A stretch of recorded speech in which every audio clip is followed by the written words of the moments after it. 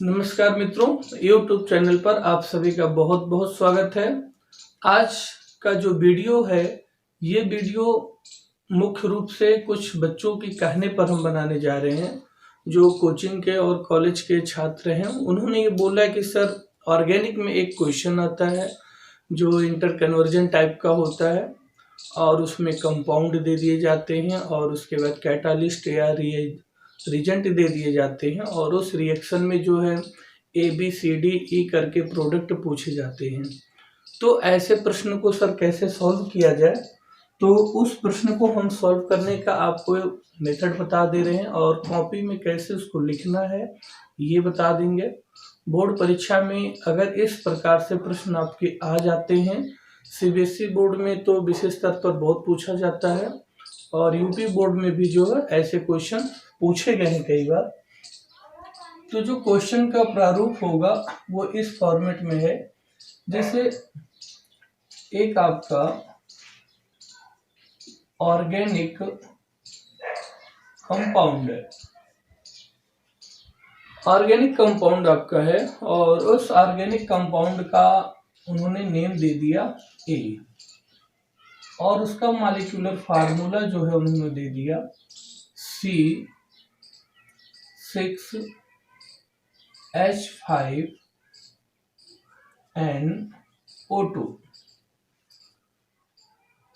ये आपका जो है ऑर्गेनिक कंपाउंड का मॉलिक्यूलर फार्मूला है C6H5NO2 और इसको कंपाउंड A बोला गया। इसके बाद इनका जो है रिडक्शन बोल रहा है और रिडक्शन जो है SN विद HCl के साथ बोला जा रहा है। तो कंपाउंड आपका C6H5NO2 है, कंपाउंड ये A है और इनका जो रिडक्शन है वो SnHCl के साथ हो रहा है। इसके बाद जो है कंपाउंड आपका B मिल रहा है, ठीक है। कंपाउंड B के बाद उसका रिएक्शन NaNO2 के साथ और 0 से 5 डिग्री सेल्सियस तक टेम्परेचर की बात हो रही है और इसमें HCl भी दिया जा सकता है। उसके बाद कंपाउंड आपको मिल रहा है C, कंपाउंड C मिल रहा है और कंपाउंड C के बाद वाटर है और ये वाटर आपका वेपर में है। इसके बाद कंपाउंड D है। तो ये जो क्वेश्चंस होते हैं ऑर्गेनिक के, ये क्वेश्चंस जब थ्योरी फॉर्म में पूरा लिखा जाता है तो पेज में काफी बड़ा हो जाता है और क्वेश्चन को देख के ये लगता है कि इस क्वेश्चन को हम नहीं कर पाएंगे। तो इसको कैसे दिया जाएगा, the organic compound A, this molecular formula C6H5NO2 is reduction with SnHCl, then formation of compound B, and then after compound B is reacted to HCl NaNO2 on the temperature 0 to 5 degree Celsius, then formed as compound C, and then reacted to water vapor, then compound formed as D. Identify ABCD organic compound. और इसके बाद इनके जो requirement chemical reaction होंगे उस chemical reaction को पूरा लिखना होता है। तो अगर ऐसे क्वेश्चंस जब पेपर में आते हैं तो काफी लेंथी थ्योरी में होती है, तो उससे डरने की जरूरत नहीं है। उस क्वेश्चन को जो है पहले आप बहुत ध्यान से एक बार पढ़ लीजिए। एक बार पढ़ने के बाद कॉपी में पीछे रफ में बाई पेंसिल से आप एक ऐसे चार्ट बना लीजिए, फ्लो चार्ट, यानी कंपाउंड A बना लीजिए, फिर उसके बाद रिएक्शन दिखा दीजिए, कंपाउंड B, फिर C, D, ऐसे शो कर दीजिए। जब आप ये डायग्राम फ्लो चार्ट जिसको बोलते हैं, आप फ्लो चार्ट बोल सकते हैं या डायग्राम बोल सकते हैं, कुछ भी बोल सकते हैं, जब आप इस तरीके से उसको ड्रॉ कर लेंगे तो इस तरीके से ड्रॉ करने के बाद फिर आपका 50% जो प्रॉब्लम है वो सॉल्व हो जाएगा। और क्वेश्चन देख के अगर आप डर जाते हैं पेपर में तो फिर आपके लिए दिक्कत हो जाएगी।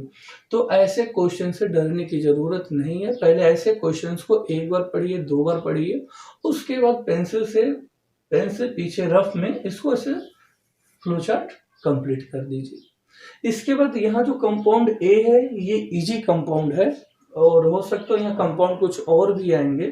तो ये कंपाउंड तो जब आप पूरी ऑर्गेनिक पढ़े रहेंगे तो पूरी ऑर्गेनिक पढ़ने के बाद आपको आइडिया लग जाएगा कि ये कंपाउंड ए किसकी बात कर रहा है। तो अब चलिए इसको हम सॉल्व करते हैं। पेपर में अगर आप कहीं आ जाए तो कैसे करना है। तो सबसे पहले आप कॉपी में अपना आंसर लिखिए, और जो भी क्वेश्चन नंबर हो, मान लिया क्वेश्चन नंबर 7 है, डाल दीजिए। इसके बाद स्टार्ट करिए। तो C6H5NO2 जो है ये आपको साफ साफ दिख रहा है कि नाइट्रोबेंजीन है। इसके अलावा यहाँ पर और कोई कंपाउंड नहीं फिट बैठ रहा है। तो जब आप पूरी ऑर्गेनिक तैयार कर लेते हैं तब आपका जो है इस टाइप का क्वेश्चन सॉल्व होता है। ऐसे क्वेश्चंस को सॉल्व करने के लिए पूरी ऑर्गेनिक यानी जो आपका हेलो एल्केन, हेलो एरिन्स है, और उसके बाद जो आपका एल्डिहाइड, कीटोन, कार्बोक्सिलिक है, अल्कोहल, फिनॉल ईथर, एमीन्स है, तो ये सब रिएक्शन आपके तैयार होने चाहिए, तब इस टाइप के क्वेश्चंस होंगे। तो ये जो कंपाउंड ए है ये आपका नाइट्रोबेंजीन है। इसके बाद जब हम आपका रिडक्शन यहाँ पे कराते हैं SN और HCl के साथ, तो ये NO2 जो है NH2 में कन्वर्ट हो जाता है, और आप बॉन्ड भी दिखा सकते हैं, रिंग भी बना सकते हैं। तो ये आपका हो जाएगा एनिलीन, और ये आपका हो गया नाइट्रोबेंजीन। तो कंपाउंड ए हो गया और ये कंपाउंड बी हो गया। इसके बाद जब हम HCl और NaNO2 के साथ रिएक्शन करते हैं 0 से 5 डिग्री सेल्सियस या 273 से 278 केल्विन दिया जा सकता है, ठीक है। तब इनका डाई एजोनाइजेशन हो जाता है। डाई एजोनाइजेशन का मतलब हो गया आपका यहाँ पे बेंजीन डाई एजोनियम क्लोराइड बन जाता है। फिर ये कंपाउंड जो बन गया ये आपका हो गया बेंजीन डाई एजोनियम क्लोराइड, ये हो गया कंपाउंड सी। इसके बाद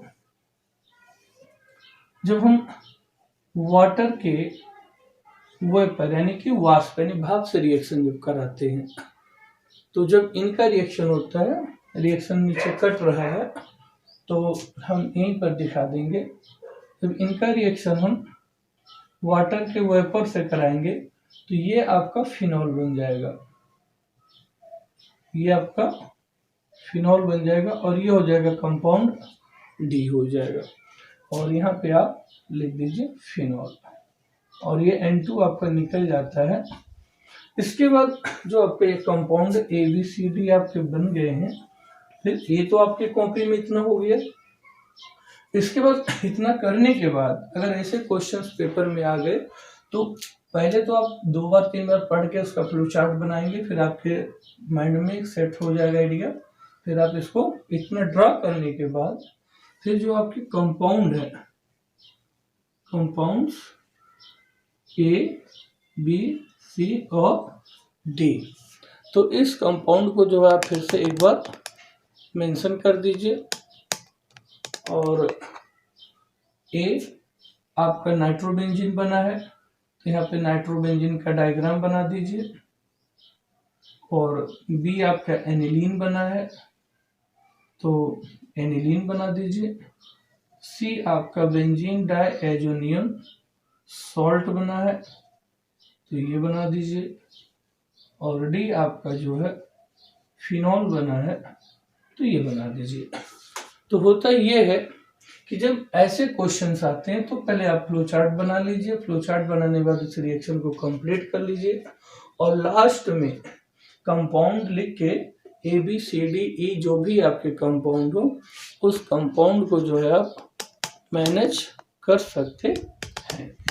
तो इस प्रकार से ऐसे क्वेश्चन को सॉल्व करना चाहिए, और इसका इतना ही लिखने का प्रोसेस है, इससे ज़्यादा और इसमें कुछ नहीं लिखा जाएगा। ठीक है, तो इतना समझ में आ गया है। तो फिर वीडियो आपको अच्छा लगा हो तो आप लाइक करिए, शेयर करिए